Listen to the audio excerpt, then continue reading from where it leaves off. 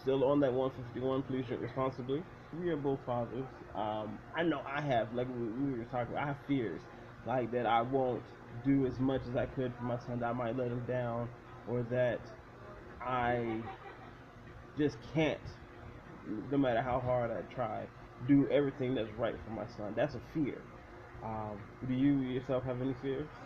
Um, you know, the fear I had, I think, biggest going into having a son was, I'm a lot like my father, whether I want to be or not. It's in my blood. And I think my biggest fear would be breaking that cycle, would be allowing myself to develop my own personality as a father and not basing my personality as a father off my personal experiences of my father. And it sounds like it's easy to do, but you got to keep in mind, majority of our life, who we become is based off what we've seen and what we go through. It's my childhood. I went through my childhood. I saw my childhood, and therefore I have to make sure that I don't carry that into my capabilities as a father, man. But outside of that, I think that would have probably been my biggest fear, man. It's just making sure that I don't end up, like my father, and my son doesn't end up in a situation like me. Because if you don't make sure that doesn't happen, the cycle just continues, man, and that's a sad road. You know how people, kids rebel against their parents.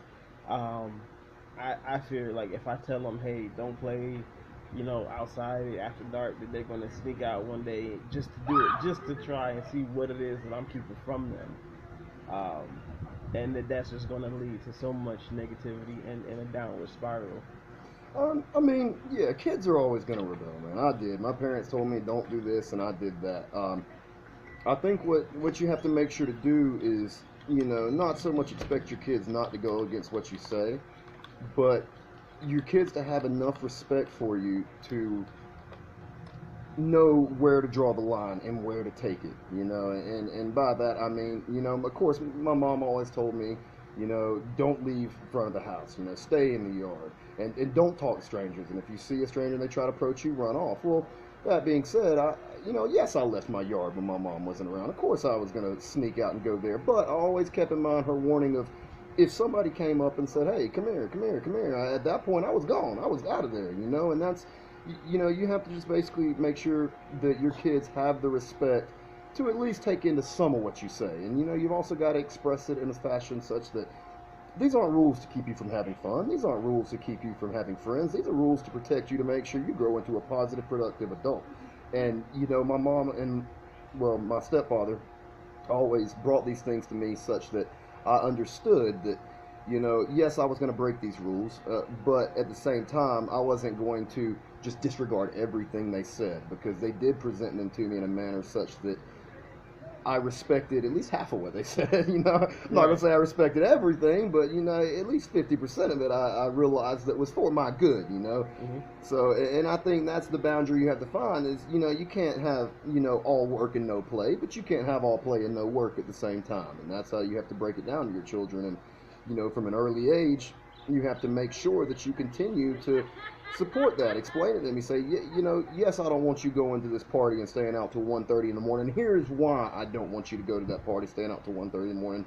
Because when I stayed at my party till 1:30 in the morning, this happened, and Well, and that's how yeah, you go but about doing it, man. you get so many of these parents, especially young parents, who they're not even done with their wild side. They're still trying to do it. I have a friend. Correct. She has a child who is, I think, 7 months older than my son, and she still goes out when she gets the chance and does wildness. She has, little fun threesome situations. She travel out of town to go and do their thing. And it's like she's not down with her wild time. So how do you expect to tell your child later on, oh, you can't go and do it? The child remembers things. The child sees. Absolutely, man. I'm not saying that, a 1 year old, 2 year old is going to remember everything you're doing.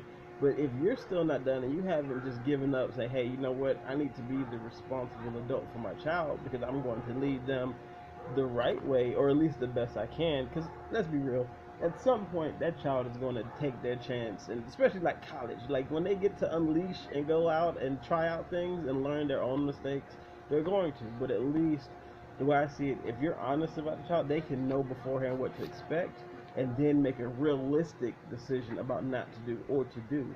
But if you don't tell them what you did and be honest about it, What are you expecting? What are you hoping to? They're going to try it because they don't know a real outcome. And that's true, man. That's once again why I bring the whole, you've got to explain your rhyme and your reason and then relate it back to your experience because, the kids always want to hear about their parents' past and whatnot. And, you're exactly right. That's an interesting topic you bring it to because a lot of parents these days aren't don't want to be true parents. It's an accident, and I don't mean to call it that, people. I understand that can be offensive.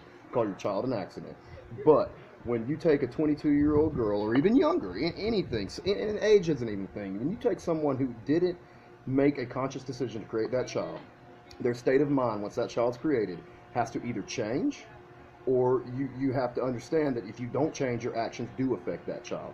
And I see it so often, man. Children grow up with their grandparents becoming parents, and the actual parent becomes a friend or a visitor, and they're always at grandma's house. And and I'm gonna tell you, in my opinion, if the public disagrees with this, I'm sorry, but I find that completely unacceptable. Your grandparent did not create that child. You did, and you need to make sure that you have the responsibility. Not necessarily when the child's created, by the time that child gets there, to become that parent. Because it is your responsibility. Your mom already raised a child, and your dad already raised a child, and it's not their job to raise another one when they're supposed to be sitting at home relaxing in retirement.